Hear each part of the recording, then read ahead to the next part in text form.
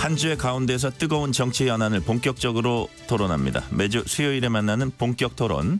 최진영 변호사, 김준일 시사평론가 나오셨습니다. 어서 오세요. 예, 안녕하세요. 수요일의 남자 최진영입니다. 수요일의 남자 멋지네요. 명칭이. 자, 검찰 인사 얘기부터 시작해 보겠습니다.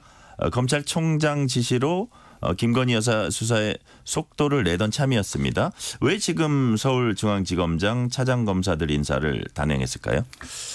지금 원래는 지난 2월 달에 해야 되는 건 아니겠습니까? 우리 법무장관이 교체가 되고 하면은 되었다는 점, 또 1, 2월 달이 원래 법원 검찰 정기 인사여야 한다는 점에 비추어는 1, 2월 달에 하는 게 맞았는데 결국 총선을 앞두고 인사를 할 경우에는 또 이제 야당이 그 검찰을 통해 가지고 공안 정국 만든다 이런 비판이 있을 수 있으니까 지금 검찰 같은 경우에는 인사를 조금 늦췄던 점이 있는데, 다만 저도 왜 이 시점에 이런 대규모 인사를 했는가에 대해서는 조금 의문이 드는 건 사실입니다. 다만 그럼에도 불구하고 마땅히 해야 될 인사가 조금 어떻게 보면 그 정치적 상황에 비추어서 좀 미뤄졌다가 지금 전격적으로 이루어졌다라고 그 얘기를 할 수 있는데요. 그렇다는 점에서 뭐 그 일본 그 민주당 같은 경우에는 상당 부분 비판적으로 보고 있는 건 사실입니다. 다만 그럼에도 불구하고 해야 될 인사를 한 것이 아니냐. 그리고 검찰은 그러니까 우리가 법조계에 그런 말이 있습니다. 판사는 판결로 말하고 검사는 공소장으로 말한다라는 얘기가 있습니다. 네네. 그렇다고 하면은 새로 오신 분들이 세수는 새 부대에 담아서 정말 제대로 수사하는 그것에 방점이 있어야 되는 것이 아닌가. 오늘도 교과서적인 말씀을 드렸습니다. 그러니까 왜 이 시점에 이 인사가 났는지를 우리 전종철 앵커만 궁금해하는 게 아니더라고요. 조선일보 어제자 사설 김여사 수사 지휘 라인 전격 교체 꼭 지금 했어야 했나. 중앙일보 미묘한 시점에 의구심 키운 검찰 고위급 인사. 동아일보 검 김여사 수사 지휘부 전격 교체 왜 지금 무슨 의도로 점점점. 모든 언론이 뭐 제가 이제 보수 언론만 이제 했지만은 모든 언론이 다 이거에 대해서 비판적이거나 왜 무슨 의도로 이거를 했냐라는 겁니다. 그러니까 지난해 9월에 이제 인사가 났었어요. 검찰 인사가 나고 말씀하셨다시피 원래 이제 연초에 한번 나야 되는데 총선도 있고 9월에 했으니까 너무 이제 또 가깝잖아요. 여러 가지 이제 정무적 판단이 고려가 됐을 텐데 저는 제가 이제 주목하는 건 이겁니다. 신임 민정수석이 온 뒤 6일 만에 인사가 쫙 났어요. 그러니까 김주현 민정수석이 온 뒤에 이거를 김주현 민정수석하고 정말 무관하다고 볼 수 있을까요? 뭐 오늘자 MBN 단독 보니까 박성재 법무부 장관이 민정수석하고 아무 관련이 없다. 내가 한 거다. 뭐 원래 법으로 검찰청법 34조에 보면은 법무부 장관이 제청하게 돼 있으니까 뭐 했겠죠. 근데 이제 이거의 전체적인 기류는 그런 거고, 또 하나는 중요한 보직들이 싹 날라갔다. 소위 말해서 송경호 서울중앙지검장 같은 경우에는 차기 이제 검찰총장이 유력했다라는 건데, 지금 김건희 여사 소환과 관련해서 이제 1차장하고 4차장, 1, 2, 3, 4차장이 다 교체가 됐는데, 특히 1차장은 명품백 수사, 4차장은 도이치모터스 주가 조작. 근데 1차장은 심지어 법무연수원으로 기획부장으로 발령이 났어요. 그러니까 아시겠지만 법무연수원이 어떤 데냐.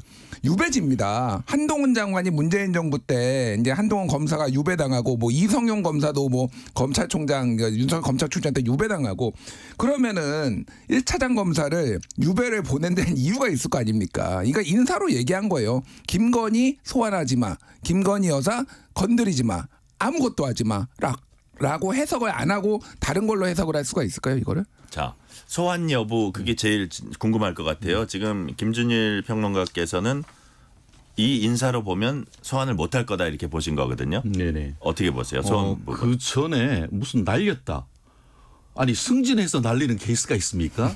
그러니까 송 검사장, 그러니까 송중앙지검장 같은 경우에는 임기 이미 2년 채웠고, 그리고 부산 고검장으로 승진해서 영전했는데 그걸 날렸다라고 하는 것 자체가 굉장히 코미디이고, 과연 공무원 인사에 대해서 정말 이해가 있는지 민주당에서 저는 그런 비판을 하지 않을 수 없고, 그리고 무슨 뭐 지금 현재의 윤석열 정부에서 법무장관을 통해서 어떤 수사 지휘를 했습니까?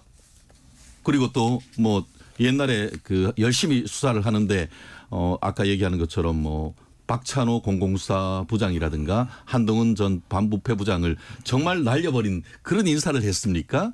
그걸 이게 침소봉대한다는 것은 조금 지나치다라는 생각이 드는데요.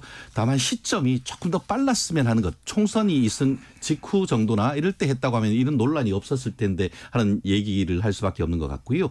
이원석 검찰총장 같은 경우에도 인사는 인사고 수사는 수사다라고 실제로 얘기를 했고 실제로 이게 지금 그 수사 지휘 라인에 대해서는 지금 1차적으로 이제 그 인사가 있었고 물론 2차적으로도 직접 수사 실무자에 대한 어떤 인사가 있을 수도 있는데요. 다만 그런 부분은 조금 지켜봐야 될 것 같습니다. 마치 이제 다른 데는 인사한다 하더라도 이 그 지금 현재 수사하고 있는 수사부에 대해서는 그대로 어떻게 보면은 보직을 줘서 계속 수사를 할 수 있도록 할 수 있는 여지도 있기 때문에 현재로서 수사 지휘부에 대한 인사 이동이 있다고 해서 수사 실무자에 대한 그 어떤 교체까지 다 있을 것인지에 대해서는 아직도 지켜봐야 되는 부분이 있어서 현재에서 어떤 이 부분에 대해서 지나치게 문제 삼는 것은 좀 과장된 것이다. 다만 다른 사람들은 이런 얘기를 할 수도 있어.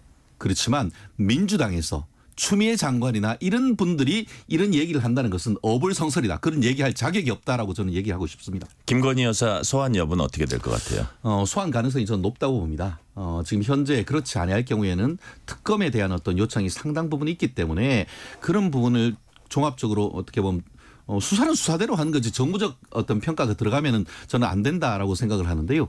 어쨌든 지금 현재 상황을 봤을 때 국민들의 어떤 요청이라든가 사건의 실체적 진실을 어떤 밝히기 위한 노력 이런 부분에 대한 검찰의 의지를 보이기 위해서라도 사실 저도 개인적으로 참 그렇게 맞는지에 대해서는 의문이긴 합니다만 그 검찰이 좌고우면하지 않고 직진하면서 이 사안에 대해서 김건희 여사라도 이게 소환해서 이렇게 보면은 조사를 하는 게 필요한데 다만 이 부분이 검찰 포토라인에 세우느냐 그 부분은 별개인 것 같습니다. 실제로 지금 그 문재인 정권 때 어떻게 보면은 정경심 법무장 그러니까 조국 법무장관 부인이 이제 그 검찰 소환을 앞두고 이 어떻게 보면 검찰 공개 규정을 수사 공개 규정을 완전히 바꿔버렸지 않습니까? 네네. 그렇다는 점에서 그 규정대로 한다고 하면은 이게 포토라인에 세우는 것은 지금 현실적으로는 어려운 것이죠. 왜냐하면 그것이 이제 문재인 때 규정을 바꿨기 때문에 그러니까 포토라인에 세우는 여부를 변론으로 소환 조사는 현재로서는 검찰이 그런 식으로 판단할 가능성이 높다고 봅니다. 네네. 자, 2부는 여기서 마치고요. 3부에서 두 분과 계속합니다.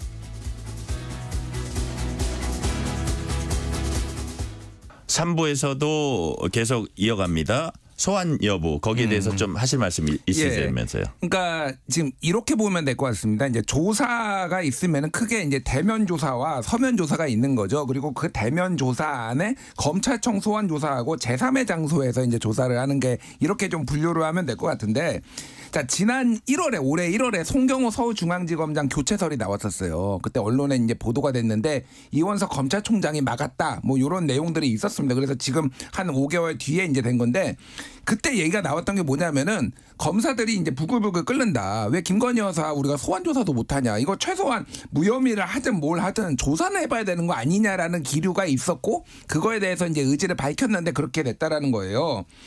그러면은 이제 송경호 서울중앙지검장 이제 바뀌고 이창수 지금 신임 지검장이 왔는데 뭐 대검 윤석열 검찰총장 때 대검 대변인 했던 분이고 굉장히 신윤 뭐 찐윤으로 이제 불리는 분인데 지금 1, 2, 3, 4차장이 다 이제 비어 있어요. 근데 뭐 이제 새로 온다라고 이제 1차장이 온다라고 하면은 정말로 송경호처럼 불러서 이렇게 하겠다고 할 수 있을까요? 그래서 저는 맥시멈이 서면 조사라고 봅니다. 일단 도이치모터스 주가 조작 사건은 이미 서면 조사를 했고요. 대면 조사를 해야 된다라는 여론이 이제 4차장 쪽으로 있었는데 그것도 안 될 것 같고 서면 조사를 할 것 같고 특히 말씀하셨다시피 포토라인에 쓰는 일은 하늘이 무너져도 없을 것이다. 그거를 막기 위해서 이번 인사가 있었다라는 게 중론인데 그거는 뭐 대면 조사는 사실상 어렵다 저는 이렇게 보고 있습니다. 예. 네. 말씀하신 것처럼 그 포토라인에 세우지 못하도록 조국 장관이 법을 그렇게 규정을 만들었어요. 그걸 왜 지금 마치 윤석열 정부에서 책임 있는 것처럼 얘기하는 것 자체가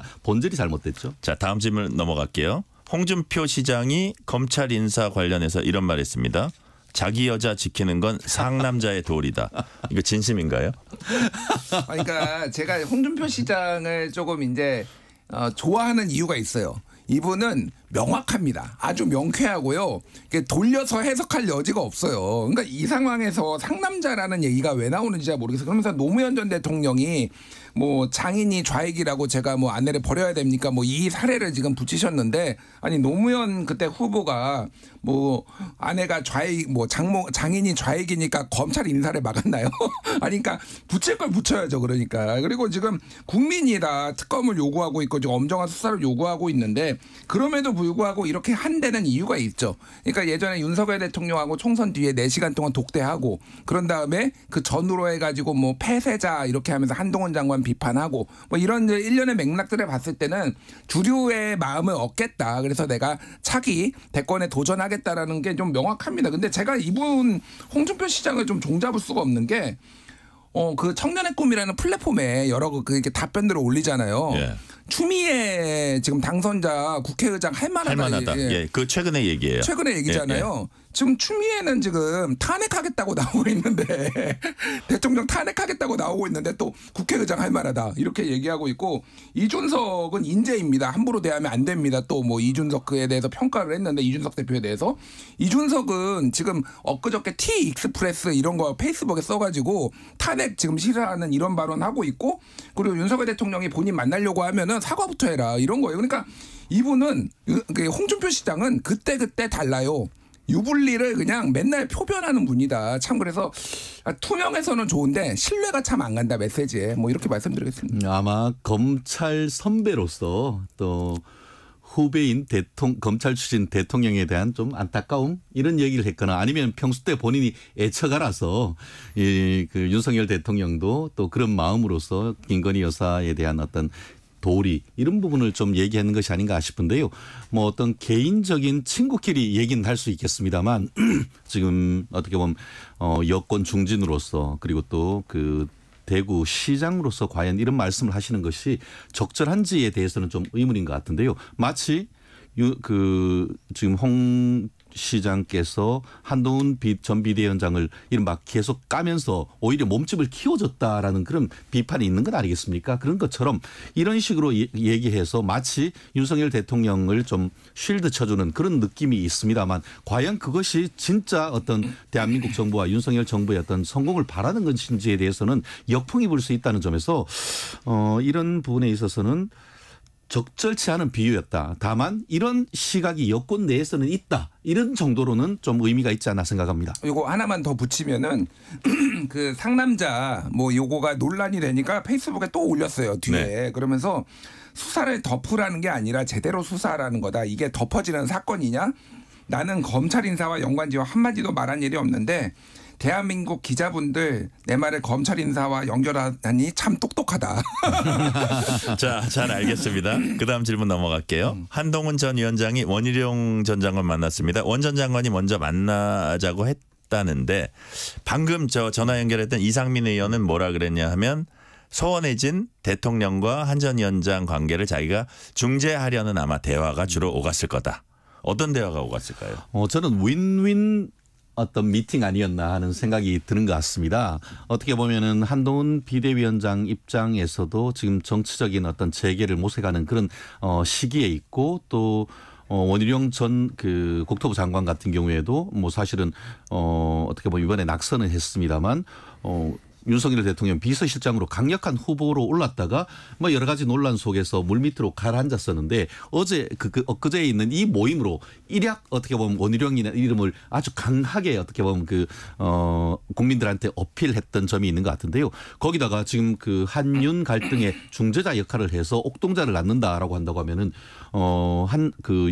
그러니까 그 원 장관의 어떤 몸집이 더 커질 수 있는 그런 부분이고 실제 향후에 우리가 봤을 때에 지금으로서 당권 주자로서 사실상 국민들의 넘버원의 어떤 지지를 받고 있는 한동훈 비대위원장의 어떤 정치적 미래와 사실상 같이 갈 수 있는 파트너가 된다는 그런 점에 있어 가지고는 네. 역시 그 전국 수석을 놓치지 않았던 원희룡 전 장관의 나름대로의 신의 한 수였다. 그렇게 평가를 할 수 있고요. 아까 말씀드린 것처럼 그런 역할을 해서 조만간 뭐 어떻게 보면 윤 대통령과의 어떤 용산 회동이 성립된다라고 하면은 그만큼 또 원 전 장관의 어떤 그 정치적 입지가 훨씬 더 확고히 되는 것이 아닌가 그런 점에서 있어가지고는 3자 다 윈윈윈 하는 게임으로서의 어떤 역할이었다 그렇게 평가하고 싶습니다. 그러니까 아주 좋은 평론 해주셨는데 제가 이거를 요약을 딱 한 줄로 하면은 예. 버림받은 자들의 모임 뭐 이렇게 보시면 될 것 같아요. 그러니까 비서실장도 못 되고 뭐 예를 들어서요. 그러니까 특히 지금 함성득 이명백 그 한국일보 인터뷰에 보면은 원희룡 비서실장에 대해서 이재명 대표가 노를 했다라는 거 아니에요. 부적절하다라고 하니까 이제 안 됐다라는 건 뭐 그게 실제 영향을 미쳤는지 안 됐는지 모르겠으나 어쨌든 지금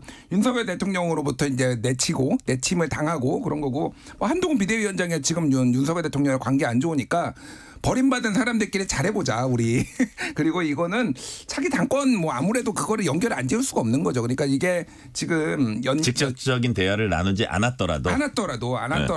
그래서 저는 이건 연대가 유력할 것 같아요 앞으로. 저는. 네. 네. 자 이제 전국의 변곡점은 그거 넘어가기 전에 저 막간에 OX 퀴즈 하나 하겠습니다. 한동훈 전 위원장 전대 나온다 안 나온다? 저도 O입니다. O입니까? 전 처음부터 O했어요. 이유가 뭡니까? 지금으로서는 어떻게 보면은 예전에는 미디어라는 것으로부터 멀리 떨어졌다 하더라도 1, 2년 있다가 돌아왔을 때에 바로 어떻게 보면 컴백이 됐지만 지금은 워낙 이게 그 숏폼이 인기가 있을 정도로 국민들의 기억에 사라지면 영원히 사라질 가능성이 있고 그러한 것을 보여준 게 이재명 지금 그 당대표 아닙니까? 대선에서 낙선하자마자 바로 이 어떻게 보면 그 국회의원 재보궐선거에서 방탄복 입고 이어서 바로 당대표까지 나왔던 그렇게 해서 지금까지 이른 것 아니겠습니까? 그렇다고 하면은 거기다가 또 한 어떤 점에서 봤을 때 다가오는 2년 뒤에 지방선거 제가 봤을 때는 민주당이 22대 국회에 이런 이른바 입법 독재를 했을 경우에는 작용에 반작용이 따르고 그때는 국민의힘 쪽에서 지방선거 이길 가능성 전 높다라고 좀 평가를 합니다. 그런 점을 봤을 때에 그때의 공천권을 행사했던 사람이 대권으로 직행할 가능성이 상당히 높다라는 점을 비춰봤을 때는 한동훈 비대위원장으로서는 사실 공천 책임론이 여전히 있습니다만 상당 부분 희석되고 있고 대안 부재론 이런 측면에 있어가지고 한동훈 비대위원장 입장에서는 서서히 지금 뭐 가만히 있어도 사실 언론에서 지금 계속 띄워지고 더불어서 좀 전에 얘기한 것처럼 원희룡 전 장관까지 와서 이렇게 몸집을 키워주는 상황이라고 한다고 하면은 결국 본인의 의지와 상관없이 어떻게 보면 소환되는 모습으로 지금 그 다가오는 7월 말 8월 초에 있을 전당대회에 출마할 가능성은 현실적으로 높지 않을까 생각합니다. 전대 등판 안 하면 또 사람들에게 잊혀진다 이런 생각도 할까요? 그러니까 말씀하신 거 되게 동의하고요. 그러니까 저는 세 가지 이유를 보면 될 것 같은데 하나는 지금 어쨌든 당심 뭐 여론조사 보면은 뭐 당심이나 지지자들한테 차기 대선 후보 뭐 이런 거 물어보면은 1등이에요. 계속 뭐 압도적인 1등입니다. 물론 이제 전 국민을 하면은 뭐 유승민 의원이 더 앞서거나 뭐 이런 것도 있지만은 어쨌든 이거는 당원들이 많이 뽑는 거라면은 이거를 지금 상황에서 안 나올 수 있느냐. 그리고 두 번째는 미디어 환경 변화, 정치 환경 변화. 요즘은 이제 옛날처럼 DJ처럼 뭐 대선 패배하고 뭐 영국 갔다가 그러면은 영원히 안 됩니다. 그런 분위기예요.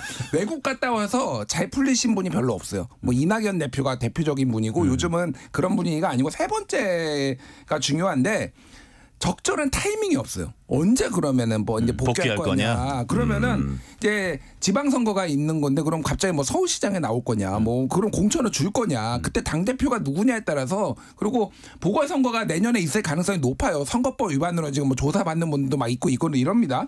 그러면은 친윤이 만약에 됐다. 당대표가 됐는데 그러면은 한동훈한테 줄까? 공천을? 아무리 뭐 이렇게 선거가 중요하다고 해도 윤석열 대통령이 두 눈을 시퍼렇게 뜨고 이게 보고 있는데 지금 그 관계가 회복됐다라는 징후가 전혀 없어요. 그러면 등판 시기 자체가 지금 굉장히 애매하기 때문에 지금 아직 인기가 많고 이런 여론이 있을 때 확 이제 들어오는 게 그리고 이재명 대표도 했잖아요.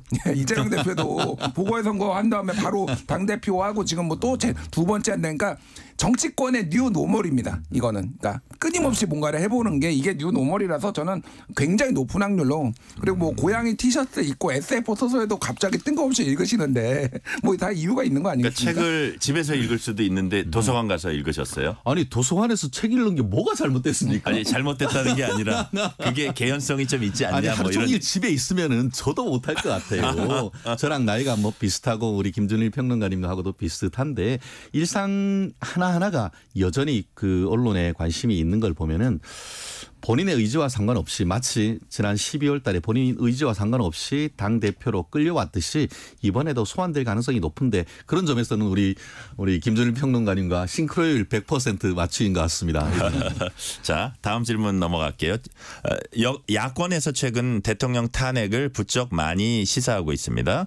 민주당은 특히 해병대원 특검법 거부는 최악의 전국 몰고 갈 핵폭탄이다. 최근 검찰 인사는 정권 몰락의 지름길이다. 이런 얘기를 하면서 사실상 대통령 탄핵 가능성 시사했습니다. 이게 이제 단순 엄포로 보이지 않는다 이렇게 얘기하는 분들이 많은데 실제로 이른바 정권 조기 종식에 민주당이 당력을 모으고 있다. 이렇게 봐도 되나요? 공식적으로 그러진 않지만은 이제 그 수위라고 해야 되나요? 이게 조금 더 세지고 있는 거는 확실히 저도 체감을 하고 있어요. 그러니까 이게 탄핵이라는 말이 저는 이게 우리나라의 좀 불행이라고 생각을 하는데 대통령 탄핵이란 거는 어쨌든 굉장히 국가한테는 불행한 일이잖아요. 근데 이게 사람들이 이 단어 자체 정치권도 그렇고 국민들도 그렇고 탄핵이란 단어에 되게 무덤덤해진 것 같아요. 그러니까 이제 빈번하게 저 회자되고. 예. 다만 이게 이제 윤석열 대통령의 지지율이나 국정수행 지지율이 워낙 낮고 여러모로 이렇게 총선에서 이렇게 대패를 했음에도 불구하고 국정기조를 전환할 생각도 없고 그러니까 이제 꽉 막힌 어떤 민심의 분노의 표출이라고 보긴 하지만은 어쨌든 지금은 좀 탄핵을 공공연하게 언급하는 거는 좀 조심해야 될 필요성은 있지만은 저는 그러니까 민주당이 추진한다라기보다는 자연스럽게 그렇게 그쪽으로 조금 가는 방향으로 되지 않나. 예를 들면 이런 거 진짜로 그러니까 해병대원 특검 같은 경우에는 뭐 여론조사마다 다르지만은 50% 후반에서 막 60% 후반까지 나오거든요. 지지율이. 이 얘기는 거의 굉장히 많은 국민들이 동의한다. 왜냐하면 이 정치적인 사안은 기본적으로 그 대통령을 지지하는 사람들이 무조건 그 부분에 대통령한테 찬성표를 던지니까 이게 어느 정도 이제 한계선이 있어요. 막 90% 100% 나올 수가 없습니다. 그러면은 매우 높다라는 거예요. 근데 이거를 안 한다고 하는 거는 추가적으로 대통령 국정수행 지지율이 빠질 수도 있고 만약에 거부권을 계속 행사하면 그러면은 이제 뭐 10%대로 만약에 빠졌을 때는 무슨 일이 벌어질지 모른다. 뭐 이렇게 보는 게 맞을 것 같아요. 예. 저는 정말 이 사안을 보면서 민주당이 헌법 수호의 의지가 있는가라는 얘기를 하지 않을 수가 없습니다. 어떻게 대한민국 국민을 대표하는 사람들이 탄핵 얘기를 이렇게 스스럼 없이 하죠? 탄핵이라는 것은 헌법에 어떻게 되어 있습니까? 헌법 자체가 법률에 중대한 위반이 있을 때 탄핵이 사유가 된다라고 하는데 도대체 지금 어떤 탄핵 사유가 있습니까? 지금 같은 경우에 그 거부권을 행사한다고 하는데 거부권이 뭡니까? 거부권이 아니고 법률 용어는 제의 요구인 겁니까? 요구 아닙니까? 그러면 제의해달라라고 국회에 다시 공을 넘긴 건데 그럼 국회의 입법권을 침해한 겁니까? 국회가 그거에 대해서 제의 여부를 결정하면 되는 겁니다. 그런데 제의 요구권을 행사하지도 않은 상태에서 탄핵을 얘기를 하고 있으면서 김영민 더불어민주당 의원 같은 경우에는 거부권 행사하는 것 자체가 위헌적 발언이다. 그런 발언 자체가 위헌적인 것이죠. 조국 신당도 부하 내동해가지고 거부권 행사 자체가 중대한 헌법 위반이고 탄핵 사유가 될 수 있다고 하는데 저는 그런 얘기 자체가 탄핵 사유라고 생각합니다. 거꾸로 생각을 해보십시오. 민주당에 대한 지지율이 예컨대 20%로 떨어졌다. 그러면 국회의원 총사퇴 사유가 됩니까? 그 자체가 지지율이 떨어졌다는 사실 자체가 국회의원에 대한 탄핵 사유가 되는 겁니까? 아무리 정치적 수사를 한다고 하지만 정치적 금도가 있는 겁니다. 그렇기 때문에 192석이 준 것은 물론 입법권을 야당에게 준 건 맞습니다. 그렇다고 해서 헌법을 파괴하라는 권한을 준 건 아닙니다. 지금은 대통령제인 것이고 대통령제는 5년 동안 전국을 어떤 식으로든 안정적으로 운영하고 그 뒤에 5년 뒤에 있는 선거에서 책임을 져서 그 어떤 정부를 바꾸라는 그런 게 지금 87년 헌법 체제인 것이지 그거를 자기들이 170몇 석을 얻었다고 해서 탄핵 운운하는 것은 오히려 탄핵 역풍 저는 불어올 것이라고 생각합니다. 자, 탄핵이 이제 기본적으로는 중대한 법률적인 이제 하자 그런 것도 위반이 있을 때 하는 건데 이런 약간 그 야당 야권 쪽에서 탄핵 정권의 조기 종식 하는 것들이 사실은 그 주요 야당 대표들의 사법 리스크하고도 그 관련돼 있지 않을까 그 마음속에는 그런 생각도 들어요. 그렇죠. 양수겸장이죠. 한쪽으로는 그렇게 해서 윤석열 대통령이란 탄핵을 얘기를 함으로써 사실상 그걸로 해서 이재명 대표에 대한 어떤 사법 리스크를 희석시키고 더불어서 조국 같은 경우에도 조국 본인이 항소심에서 2년 실형 선고 받았는데 이런 식으로 계속하면은 사법부에 대한 압박이 되는 건 아닙니까? 그래서 탄핵이란 것은 결국은 그것으로 포장을 해서 본인들의 사법 리스크를 덮을 수 있는 양수겸장의 묘수라 생각하는 거겠죠. 그러니까 그 탄핵이란 말을 그러니까 뭐 책임 있는 지도부에서 직접 언급하지는 않았다. 아까 말씀하신 뭐 정권 몰락이다 뭐 이런 표현을 썼고 조국혁신당은 조금 더 세게 얘기해 3년이 넘어기다 뭐 이런 느낌인데 그러니까 저는 뭐 그렇게 해석할 수 있다고 봅니다. 야당 대표들의 사법 리스크를 조금 해지하기 위해서 피하기 위해서 그렇게 볼 수는 있는데 그렇다고 그러면 아무런 명분이 없는데 말씀하셨다시피 탄핵을 추진을 해가지고 그러면 야당 대표의 뭐 사법 리스크가 다 없어지거나 탄핵이 되는 거냐 그런 건 아니잖아요. 그러니까 지금은 충분히 명분을 축적하고 법 위반 사안을 야당이 보기에는 이미 법 위반 사안이 여러 가지가 있어 보이니 그거를 특검이나 이런 거를 통해서 규명하겠다 뭐 이 정도로 보는 게 맞을 것 같습니다. 네, 다음은 이제 국회의장 경선 얘기 좀 할게요. 추미애 이제 2파전으로 압축됐다고는 하지만 추미애 당선인한테 힘이 뭐 압도적으로 쏠리고 있는 것 같아요. 추 당선인 스스로도 명심이 자신한테 있다고 이제 밝히고 있는데 여기에 대해서 우상호 의원이 당대표 혹은 원내대표 당대표가 국회의장을 정한다면 이건 정말 매우 부적절하다 이런 얘기를 했거든요. 당내에서도 이런 얘기가 나옵니다. 어떻게 보세요? 저도 다른 방송에서 좀 이거 세게 비판했어요. 그러니까 민주당의 굉장히 아쉬운 부분이 뭐냐면은 예를 들면은 윤석열 대통령이 김기현 대표를 당대표를 이렇게 세우려고 하면서 뭐 명분이 뭐가 됐든 그냥 당무 개입을 해서 이렇게 한 것에 대해서 굉장히 비판을 많이 했잖아요. 물론 민주당에서는 이거를 이제 민심을 따르는 거다. 왜냐면 여론조사 해보면은 뭐 추미애 당선자가 제일 높기도 하고 뭐 이런 것들을 감안해서 한다라는 건데 그렇게 하려면은 헌법을 고치면 됩니다. 그러면 국회 다수당에서 당원 투표로 국회의장을 뽑는다 이렇게 고치면 돼요. 그러면은 그게 아니고 대의민주주의라는 건 절차가 있는 것이고 그런 것들을 형식적으로뿐만 아니라 내용적으로도 훼손하면 안 된다라는 거예요. 그리고 뭐 우상호 의원이 얘기를 했지만은 국가 서열 2위입니다. 그리고 야당 대표가 제가 몇 위인지 까먹었는데 약간 뭐 10위권 아니에요. 훨씬 더 낮은데 아무리 실질적인 권력이 있다라고 하더라도 이런 식으로 하는 거는 글쎄요. 이거는 민주주의 발전에 바람직하지 않다. 조금 민주당 쪽에서도 무슨 얘기인지는 알겠는데 조금 그러니까 강한 국회의장을 원하는 건 알겠는데 근데 김진표 의장 제가 제일 민주당 지지자분들 강성 지지자한테 물어보고 싶은 게 그럼 김진표 의장이 지금까지 민주당이 요구하는 거 안 들어준 게 있습니까 국회에서? 상정할 거 다 하고요. 할 거 다 했어요. 근데 국회의장이 법상으로 중립을 지켜야 되니 그런 것들을 형식을 다 갖춰가지고 할 거 다 하고 절차 다 밟고 민주당이 원하는 거 다 했거든요. 그러면 조정식 예를 들면 지금 뭐 이제 나 드롭했지만은 조정식 뭐 정성호 뭐 아니면 지금 남아있는 우원식 이런 분들이 그러면은 아무것도 안 할까요? 어차피 다 합니다. 근데 이거를 내 성에 맞지 않는다고 더 화끈하게 안 한다고 이런 식으로 하는 게 맞느냐. 굉장히 좀 많이 개인적으로 우려스럽습니다. 네. 네네. 어의추 어대명이란 말이 있는 것 같아요. 어차피 국회의장은 추미애고 어차피 당 대표는 이재명이다. 정말 어이없는 민주당인 것 같습니다. 이제는 뭐 어짜 돌림이에요? 예, 어짜 돌림인데요. 예. 라임이 착착 맞네요 아침에. 보이지 않는 손으로 사실 지금까지는 어떤 모임이 어떤 조직이 돼 있다고 하면 지금은 이제는 사실상 보이는 손이 뭔가를 척척척척 하고 있는 건 아니겠습니까? 마치 이재명 대표는 서울대병원에서 푹 쉬시면서 나는 거기에 관여한 바 없어 하는 모양을 갖춰놓고는 앞에 있는 박찬대 원내대표를 통해서 사실상 대리인으로서 지금 국가의전서열 2위인 사람들한테 당신 빠져 이런 식으로 개입한다는 것이 과연 맞는지 저는 제가 그 우상호 의원을 이렇게 지지 발언을 할 줄은 제가 꿈을 못 꿨었는데 국회의장 선거에 이재명 박찬대가 관여했다면 심각한 문제다라고 당내 목소리가 나오고 있는데 그 목소리가 별 의미가 없어 보인다는 것이 너무 좀 안타까운데요. 누구는 그런 얘기 하더라고요. 민주당이 개딸 정당이 됐는데 이제는 국회마저 개딸 국회가 되느냐. 결국 이른바 개혁의 딸이라고 하는 개딸들이 추미애 그 후보를 강력하게 미니까 거기에 뭐 그분들이 사실상 이재명 대표를 지지하는 분들이고 그렇게 해서 지금 지지되고 거기다가 최근에 추미애 그 후보 같은 경우에도 명심은 나한테 있다. 명심이 곧 민심이다.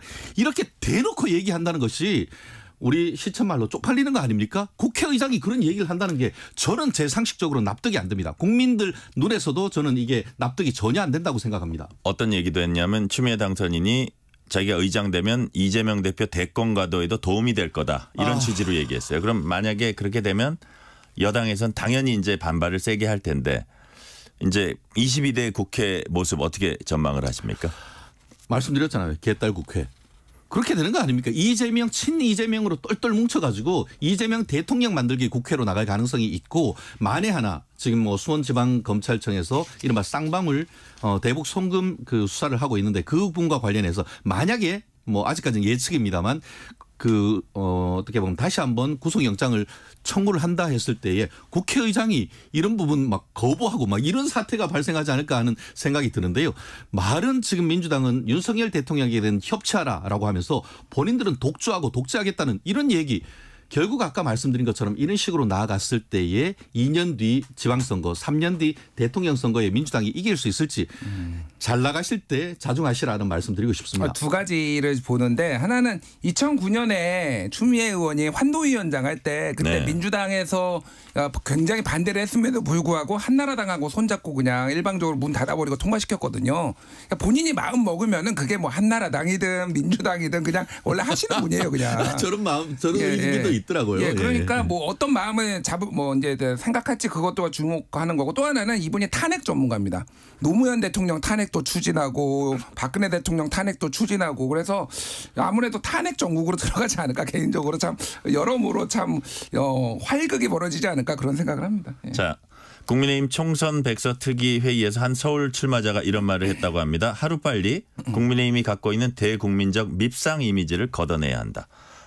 국민의힘의 대국민적 밉상 이미지 어떤 건가요? 이건 시간 관계상 좀 짤막하게 말씀을 해 주세요. 정말 송구합니다. 웰빙 정당 뭐 아까 말씀하신 것처럼 밉상 정당 이런 부분이 있는 것 같은데 특히 서울 수도권 민심에 있어서는 그 어떻게 보면 영남 이미지가 상당히 강하고 이른바 꼰대 이미지가 강한 이런 부분을 좀 더 젊고 이른바 요즘 말로 섹시한 그런 이미지로 바꾸는 전략적인 어떤 선택이 저도 필요하다고 절대 공감합니다. 섹시한 게 문제가 아니라요. 대통령을 비판해야 될 때 아무도 비판을 못하니까 그게 욕을 먹는 거고 언론 탄압하고 입틀막하고 그러니까 욕을 먹는 겁니다. 왜 총선에서 지고 있는지 좀 반성하십시오. 네. 자, 대통령 비판 그 부분이 좀 부족하다는 거는 동의하세요? 아, 그거는 견해에 따라 다른 겁니다. 그건 민주당이 갈라치기 전략인 것 같고요. 잘한 건 잘한다, 못한 건 못한다라는 어떤 밸런스 있는 식으로 가면 되는 것이지 일방적으로 대통령이 잘못한다 이런 식의 어떤 비판을 한다고 해서 국민들이 지지가 온다고 생각하지는 않습니다.